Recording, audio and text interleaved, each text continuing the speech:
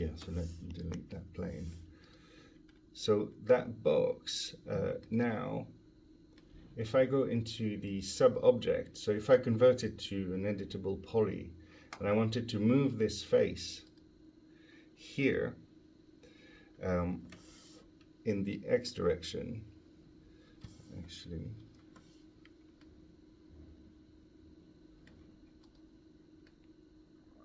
so that,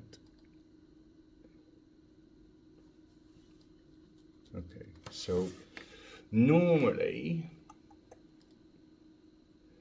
I should be into the grid. Oh, okay, so yeah, it didn't used to be like that. It looks like they've kind of fixed it. All right, so let me just give you, it looks like, so if I just go to home grid and snap activate home grid. Yeah, this building is quite straight actually. Yeah, it's pretty straight. So let me pick a much less straight building like this one. All right, obviously this one's not straight. So I activated the home grid, so that's why I can see the white. I think this is green.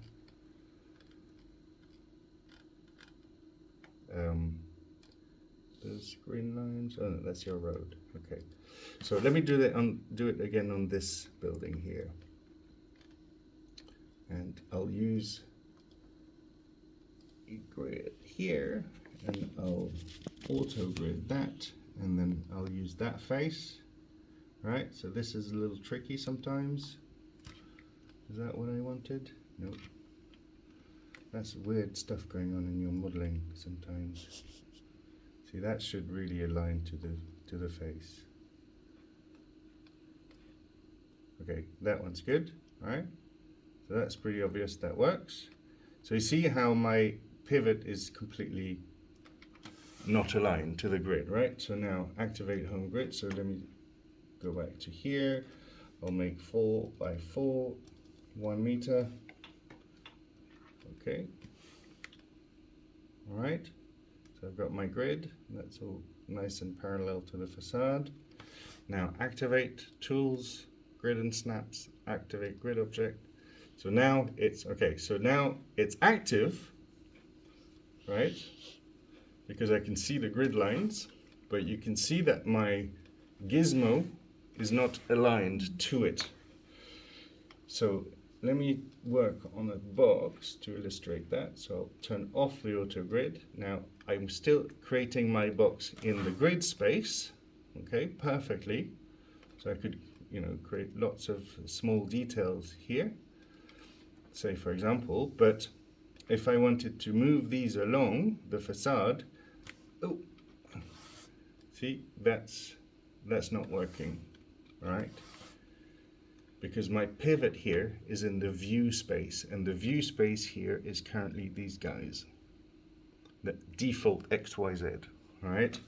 Even though I have activated my grid, all right? So my grid is active, but I'm not working in the grid space.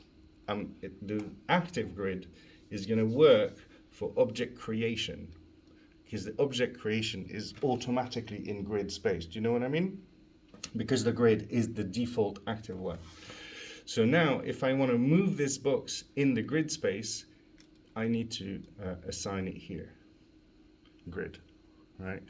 And so this now, let me just use the move tool. So see, now it's back to view, right? Because I don't know, I think I was in sort of select mode or whatever I was, rotate, something else. So now I'm in view mode, I'm in move mode, sorry. Back, I assign the grid again, and see how my pivot's moved. And now I can just move this along the facade. So if I wanted to make, I don't know, a detail or something, I could do that. And it would be perfectly aligned. You got that? Mm-hmm. Extremely powerful, this. So, and then I can sort of do that. So now, if I want to edit this box, right, this original edit poly, poly, and I select the face. See what's happened to my grid here and my pivot? I'm back to the view mode again. So I then again have to go to grid, and now I can modify in grid space. Okay, so always pay attention to what you've got here. And now watch, I'm in sub-object mode. I've got a face, a polygon selected. I'm on the move tool. When I swap to the rotate tool, I go back to view. Okay, so this thing, you've got to pay attention to where you are with this all the time. And if I go back to this grid mode in the rotate tool, I'm not going to rotate it. Well, actually, let's just have it like that. And then I come out again, and I'm then still on the rotate tool. I've come out of the sub-object mode, and it snapped me back to view again.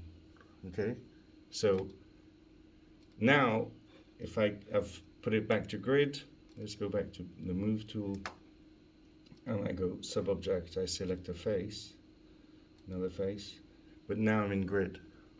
Okay, so it remembers where obviously I need to just set it once. Once I'm in sub-object mode, it'll stay in that way. With that box, when it says grid,